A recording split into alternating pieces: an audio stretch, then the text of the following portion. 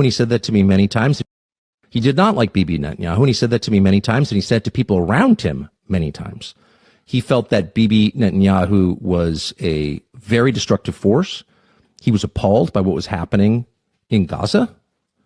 He was, above all, resentful that he believed Netanyahu was using the United States to prosecute his wars for the benefit of his country.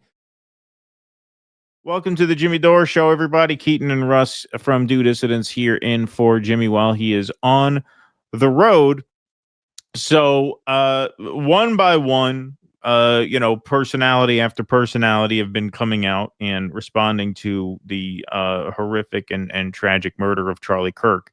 And last night, Tucker Carlson went live with a sort of rotating panel of guests, and he did not disappoint for those expecting intrigue. So first, let's just back this up a little bit.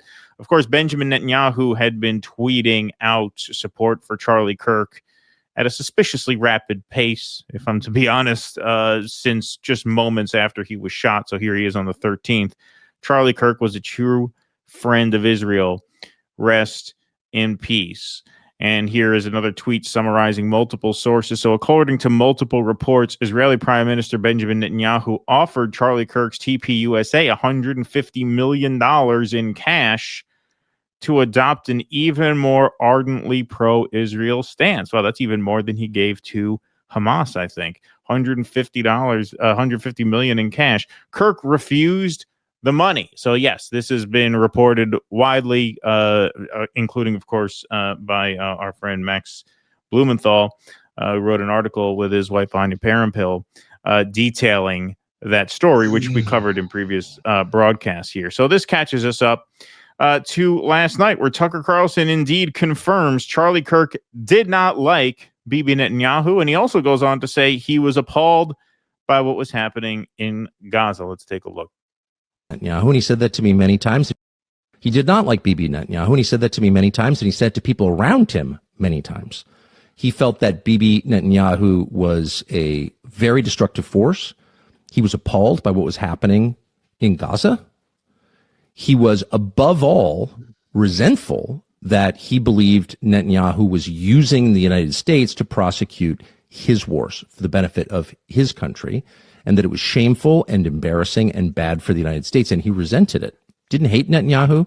He wasn't out there with a placard saying that, but he certainly expressed that to me and a lot of other people. And there's no question that Bibi's defenders on the internet will call me a liar or a kook, but that's a fact. And enough text messages exist that I think it can probably be verified in pretty short order. Not that it needs to be, because that is true.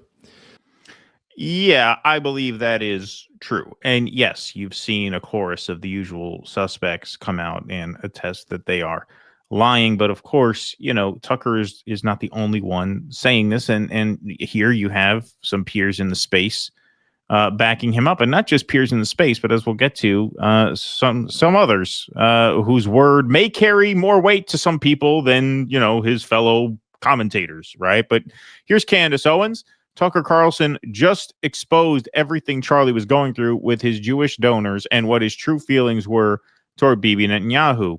Watch to comprehend how sinister the lies are the Zionist crowd is trying to tell right now. Messages exist. Stop lying. Matt Gaetz. I have personal knowledge as to many of the claims Tucker is making here. They are 100% true.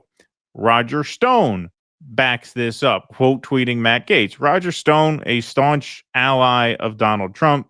Roger Stone, to me, has absolutely zero reason to lie about this. This is a guy who, you can't really say he's clout chasing. He's an ally of the president. There's no reason he would say this if it were not true, right? You want to make the worst assumption about Candace Owens? All right, fair enough. I don't make that assumption about Candace Owens, but when it comes from Roger Stone, what reason does he have to lie? Well, he needs this headache to go and vouch for this. I don't think he'd be saying this if it weren't true. I have personal firsthand knowledge that everything Matt Gaetz and Tucker Carlson are saying is true because Charlie Kirk told me. Okay, there you go. Charlie was both a public and private advocate for my clemency when I was framed in the Russian collusion hoax, which I agree that was a setup. We became close, and he provided me with spiritual advice during a crucial time in my life.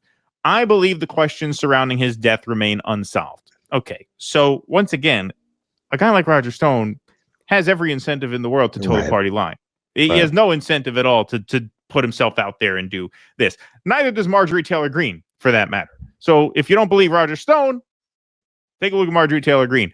Charlie Kirk invited me to speak at America Fest a few weeks ago before he was martyred.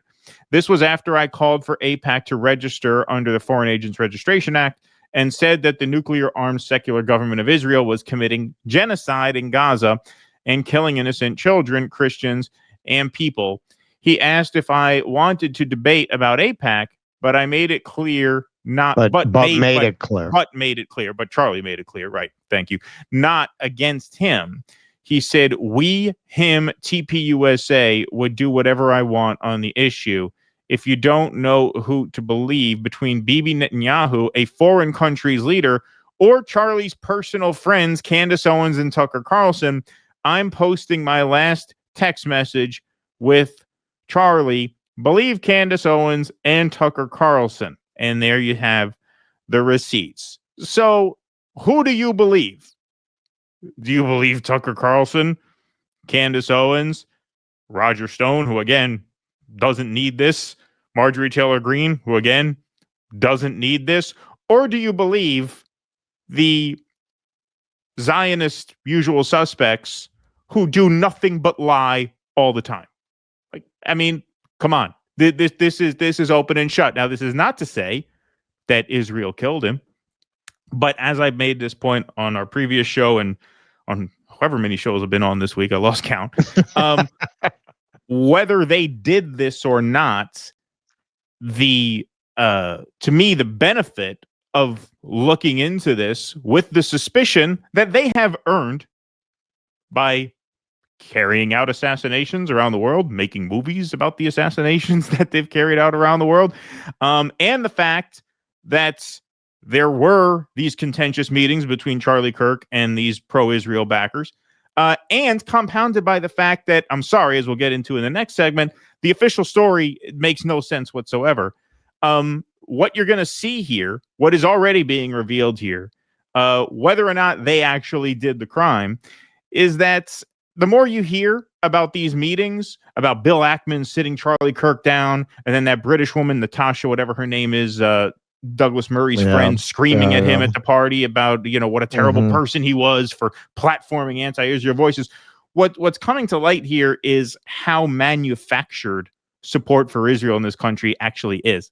How it's really top-down manipulation. It's not organic support. The fact that they had to sit down this young man and browbeat him into bending the knee to them, apparently unsuccessfully, shows you that support for Israel in this country is not organic. It's not bottom up. It's manufactured. No. And it makes perfect sense that it's manufactured. So, people want to say, well, you have no evidence that they did it.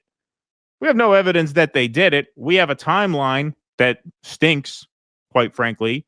We have an official story that stinks just as bad.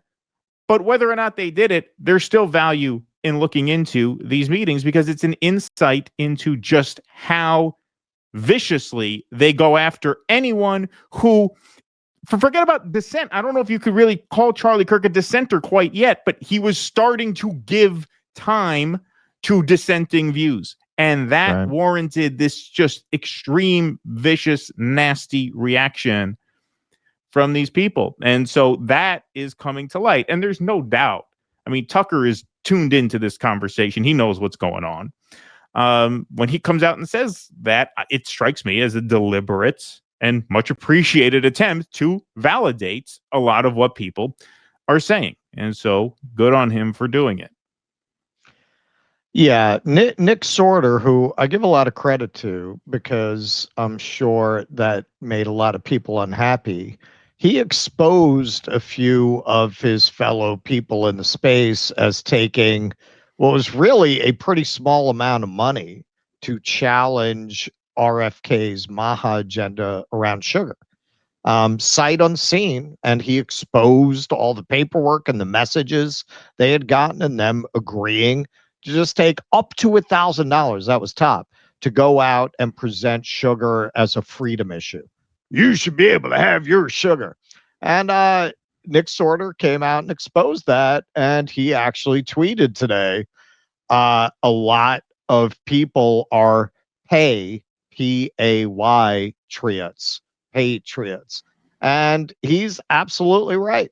I mean, I would say, based on the Sodagate, he's probably an honest actor. And that's certainly been my experience. A lot of people don't realize that a lot of people in the space are just another type of influencer running an influence business, no different than people who run travel log Instagrams, people who run food Instagrams, people who run unboxing Instagrams.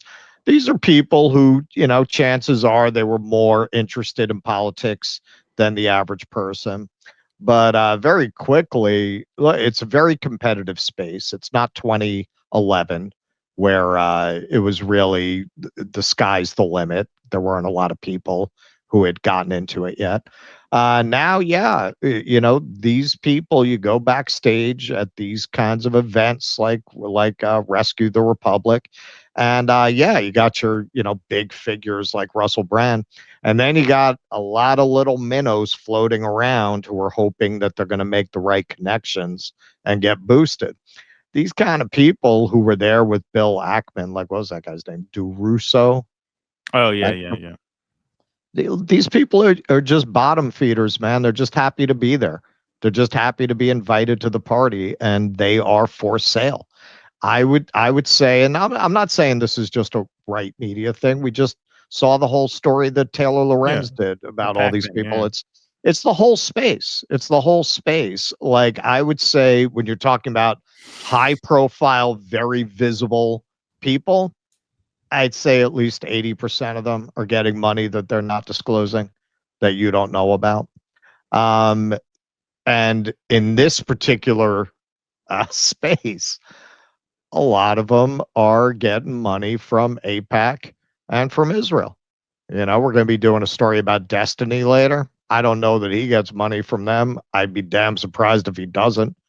A lot of these people are bought and paid for. Exposing that, it's causing a lot of problems for a lot of people, and that's why you're seeing so many of them, including that one. DeRusso put out a denial. They're all going full Bill Ackman. They're all doing these War and Peace Twitter things that all sound very similar. I think Bill Ackman might be writing all of the responses, because they're all they all kind of have his captivating literary style. Yeah. It's very really fascinating stuff. He figures he'll bore people into not being interested anymore. But yeah, no, it definitely feels like they all got their story straight. The guy who went on Megyn Kelly is not a guy who had like a nice little meeting. And Bill Ackman put out showing after that meeting that they had an exchange of, oh yeah, I'll see you in New York. That doesn't prove anything. Oh, really? Charlie Kirk didn't tell one of the biggest donors in the space to go fuck himself? Oh, wow. Right. They had a cordial exchange afterwards, so that proved that they didn't get into an argument. Nothing happened. Nothing happened. A guy who built up an organization like this from nothing has political skills. I can't believe it. Yeah, and if you got nothing to hide, if you don't have a guilty conscience, why not just say, yeah, we got into it a little bit. I didn't like the direction he was going. I told him, and we had an argument, and that was that, right? Like, that in itself is not suspicious if you just own it. Why you got to go to great lengths to disguise the nature of that meeting? It's just like, I mean, I'll say this. No development makes this look better. Every development makes it look worse. Yep. Right. And so, that's all we could really say. But I think it's something worth looking at, if for no other reason, if nothing else comes of it, but to expose the influence operation that these people run. Right. The fact that they had to browbeat this guy is a story in and of itself, if they're guilty of nothing else. I feel like this is a turning point in a lot of things. We'll get into the freedom of speech thing on the other side. That's a very dark side of what this is a turning point in. The way the Trump administration is using it as a pretext for a full-on assault on First Amendment rights and rights to organize. But the positive side of it, this is a very big turning point in the Israeli influence campaign. You can feel it. Like they really, whether they were behind it or not, they lost the conservative movement. They already had under the surface. Now it's exploding into open view. Look what happened with Matt Walsh. I was talking about that a little earlier. Matt Walsh is really trying to hit the, this is trans ideology angle. His own followers are not buying it. His own followers are calling him a shill for pushing that. Why are elite athletes, business moguls, and high performers using Armra colostrum? Armra colostrum is nature's first whole food with over 400 bioactive nutrients working at the cellular level to build lean muscle, accelerate recovery, and fuel performance, all without artificial stimulants or synthetic junk. Whether you're running a business, training hard, or just want an edge, Armra optimizes your body for peak output. We've worked out a special offer for my audience. You receive 30% off your first subscription order. Go to armra.com/Jimmy or enter Jimmy to get 30% off your first subscription order. That's ARMRA.com/Jimmy. Come see me on tour in Louisville, Fort Wayne, Hermosa Beach, Sacramento, San Francisco. Go to jimmydore.com for a link for tickets.